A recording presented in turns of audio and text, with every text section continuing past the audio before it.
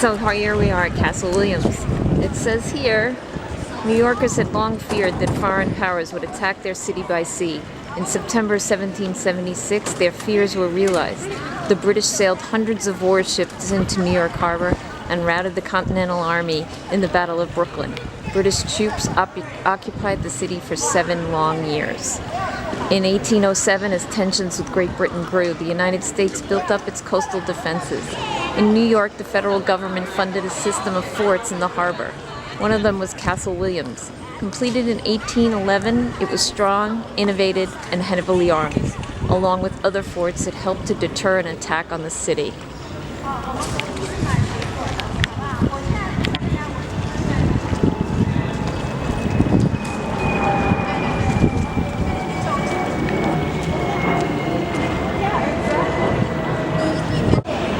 So from 1811 to 1865. Cannonball. Oh, getting crowded here. All right. So from 1861 to 1865, everyone thought the Civil War would end quickly. They were wrong. Both the North and the South were unprepared to house growing number of prisoners. To solve the problem, Castle Williams, like other forts in New York Harbor, became a temporary prisoner of war camp. It housed enlisted men at numbers that ranged from 5 to 1,100, while nearby Fort J housed captured Confederate officers. Eventually, all prisoners were taken to Fort Warren in Boston or other prisoners around the country. After the Civil War ended in 1865, the Army continued to use Castle Williams as a prison. Between the late 1870s and early 1900s, plumbing, heating, and electricity were added. In 1915, Castle Williams was made a branch of Fort Leavenworth. Until the Army left in 1966, Castle Williams held several hundred inmates at any one time. Most were in prison for minor offenses. So here is, after going AWOL during World War II, middleweight boxer Rocky Graziano was briefly imprisoned at Castle Williams. Governor Cleveland Bergdahl, third from the left, was a famous World War I draft dodger. Confined to Castle Williams, he escaped and fled to Germany. He was captured again and sent back to the castle.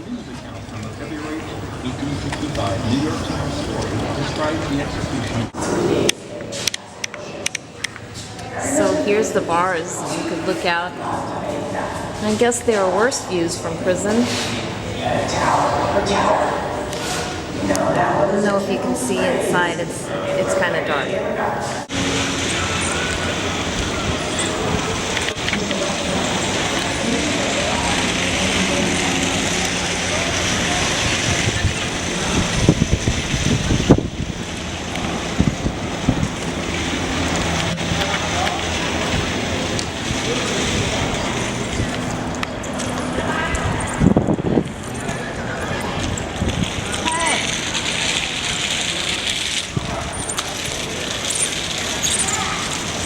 I guess they shot those big giant cannonballs out of that big giant cannon.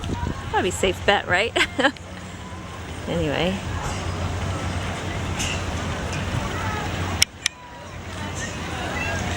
Two of them.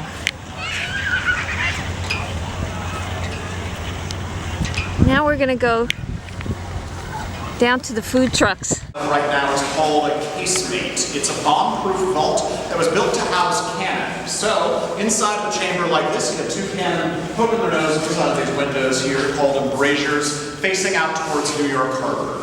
There are 39 such chambers within the building for a total of 78 cannon that you can mount in the structure. And you can throw about 25 more up on the roof. So all told, we're talking just over 100 cannon that you can mount in or on the building, which is a heck of a lot of firepower. This place jammed in more guns per square foot than just about any other fortification in America at the time. And there are a number of features that were incorporated into the design of the building that allowed it to do that, allowed it to pack in so many guns while adequately protecting them. So, the first one is its shape. So you've all been in the courtyard, maybe you've been around the outside, so what is the castle shaped like?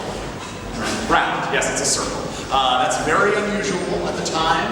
Most forts in America were either linear batteries, basically just walls, open walls with cannon cannon behind them, or they were star-shaped, which was a very common fort building design that dates back centuries. It's an old French design. So what we're going to do now is head down the hall to our left and visit solitary confinement, which during the Army period is where particularly nasty people got put, and during the Coast Guard period they had a completely different use for it altogether. So if you follow the sea to the east, to the North Pole, to the South Pole. So we're talking about a massive fraction of the world's waterways under the jurisdiction of this base. So, there are a lot of older folks here who are important, making important decisions. You've got a lot of officers here, often married, have children. So, you've got a lot of kids on the island. In fact, of the 5,000 people who lived on this island at its height, only about 1,500 of them were actual Coast Guard service members. So, the rest of them are dependents. They're spouses and children. So, you gotta find a place for all those kinds of people to hang out. So, Castle Williams was the answer.